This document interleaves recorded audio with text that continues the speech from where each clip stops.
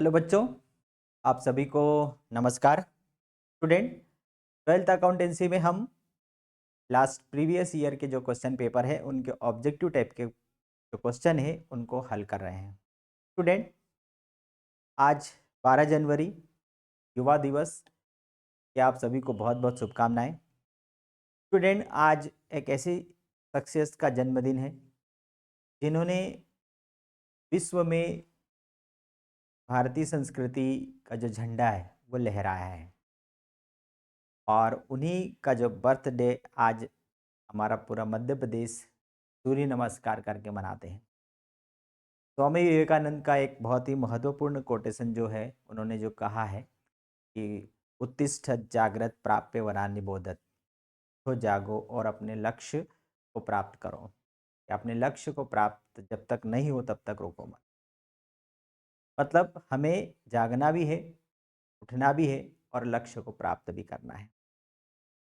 जागना है मतलब हमें अलर्ट रहना है, उठना है मतलब हमें काम भी करना है, क्योंकि बिना मेहनत के हमें कुछ नहीं मिलता। कोई भी व्यक्ति हो, आप यदि सोचो कि हमें अपने आप मिल जाए तो वो कभी होता नहीं है, और इसलिए कड़ी मेहनत ये जीवन का जो मूल मंत्र होना चाहिए। ठीक है, तो हम जो अलग अलग एंगल से जो बोर्ड परीक्षा के पेपर की तैयारी कर रहे हैं, में 2010 से 2024 तक के ऑब्जेक्टिव टाइप के कर रहे हैं। उसके बाद और जो इम्पोर्टेंट जो होंगे वो भी हम इसमें करने वाले हैं। ठीक है, तो आज हम 2021 का पेपर लाए हैं। तो 2021 का जो पेपर है उसके ऑब्जेक्टिव टाइप के जो क्वेश्चन पेपर हैं वो करने वाले हैं।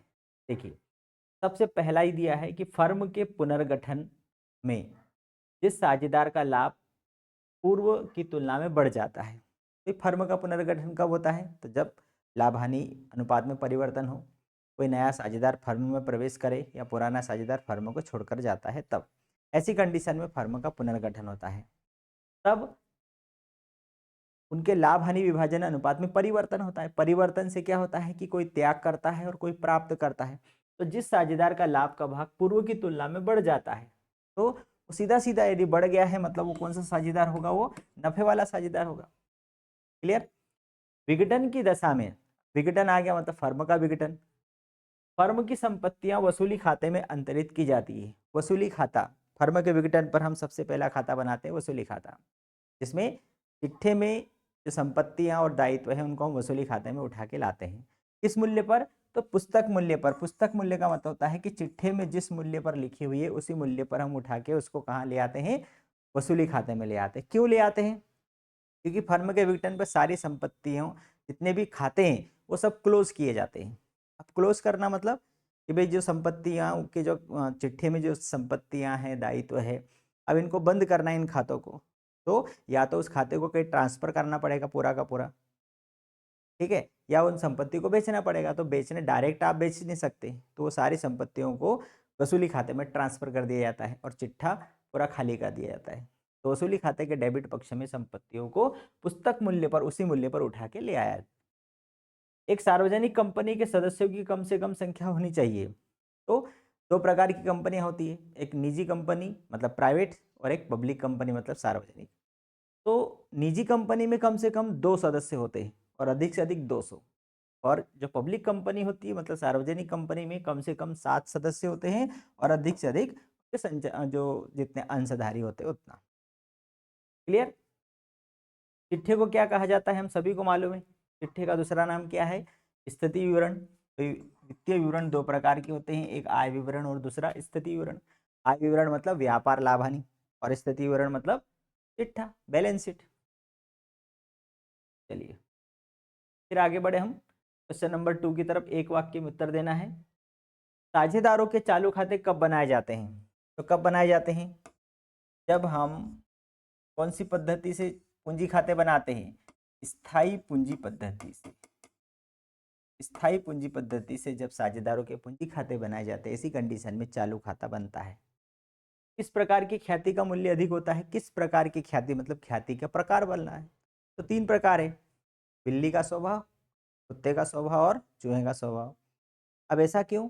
इनके स्वभाव के आधार पर कस्टमर का पता किया जाता है। बिल्ली का स्वभाव उसको स्थान प्रिय है, तो ऐसे कस्टमर जो एक ही स्थान पर बार बार आते हैं, तो ऐसी ख्याति का मूल्य सर्वाधिक होता है। क्यों? क्योंकि चाहे मालिक कितनी भी बदल जाए, कस्टमर वही आने वाला है, स्थान पर आने वाला है। जैसे कोई बड़े बाजार हम बॉम्बे बाजार में हम जाएँ और बुधवारा बाजार में जाए, तो उन दुकानों में हमेशा भीड़ बनी रहती है, चाहे दुकानदार कोई भी हो, माल कोई सा भी हो। तो वो स्थान प्रिय जो ख्याति होती है उसके लिए सर्वाधिक होता है। तो हम यहाँ लिख सकते हैं स्थान प्रिय, या फिर कौन सा स्वभाव? बिल्ली का स्वभाव, ये भी लिख सकते हैं, बिल्ली के स्वभाव वाली ख्याति।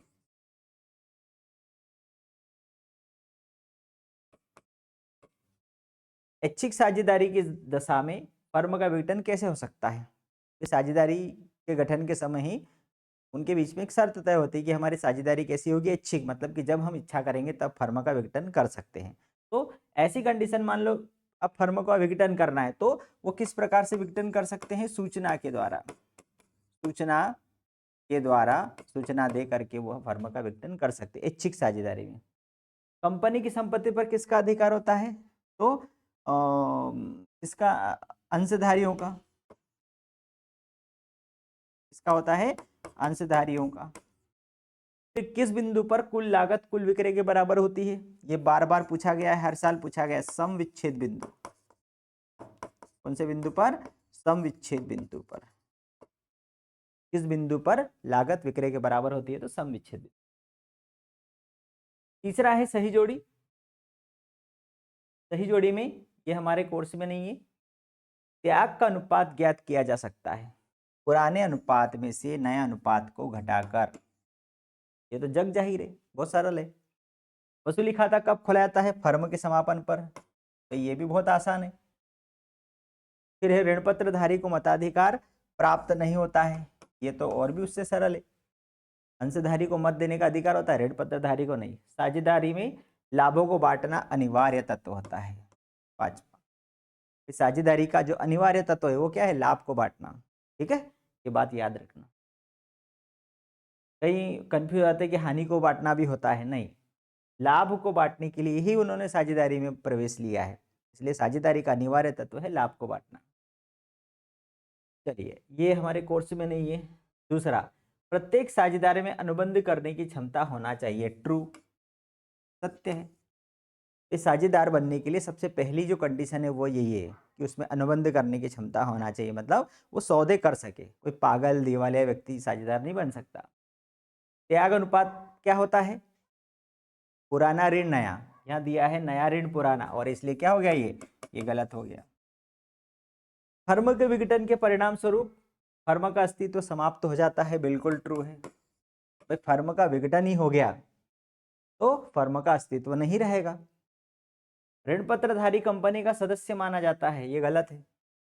क्यों? क्योंकि ऋण पत्रधारी कंपनी का लेनदार होता है, सदस्य नहीं होता। 5 रिक्त स्थान में, ये हमारे कोर्स में नहीं है। दूसरा, मृतक साझेदार को देय रकम, जो साझेदार मर गया उसके जो ड्यू अमाउंट है उसको देय रकम उसके कानूनी उत्तराधिकारी को दी जाएगी। उसकी पत्नी है, उसका बच्चा है, या फिर उसने जिसको भी अपना नॉमिनी घोषित किया होगा उसको दी जाएगी। ऋण पत्रों का जो प्रतिफल वो क्या होता है? ब्याज। भाई आपने ऋण पत्र खरीदे किसी कंपनी के, तो उसके बदले आपको क्या मिलेगा? ब्याज। आपने अंश खरीदे होंगे तो आपको क्या मिलेगा? लाभांश। आदर्श चालू अनुपात क्या है? 2:1। चालू अनुपात मतलब चालू संपत्ति बटे चालू दायित्व। तो आपकी जितने दायित्व हैं उससे 2 गुनी आपकी संपत्तियां होना चाहिए। आयकर का भुगतान संचालन क्रियाएं हैं के ऊपर आया था। दीर्घकालीन दायित्व का भुगतान तो वित्तीय क्रियाएं थी, आयकर का भुगतान संचालन क्रियाएं, संपत्ति का क्रय या विक्रय विनियोग क्रियाएं होती है। ठीक है, तो ये था हमारा 2021 का पेपर, बहुत ही अच्छा था और इन प्रश्नों से आपको बहुत अच्छा आइडिया हो रहा होगा। मेरी उम्मीद है कि मैं अधिक से अधिक क्वेश्चन जो है वो आप लोगों को क्लियर कर सकूं, या और भी किसी प्रकार का आपका डाउट है तो आप लोग कमेंट करके पूछ सकते हैं। अगले वीडियो में फिर मिलते हैं, तब तक के लिए नमस्कार।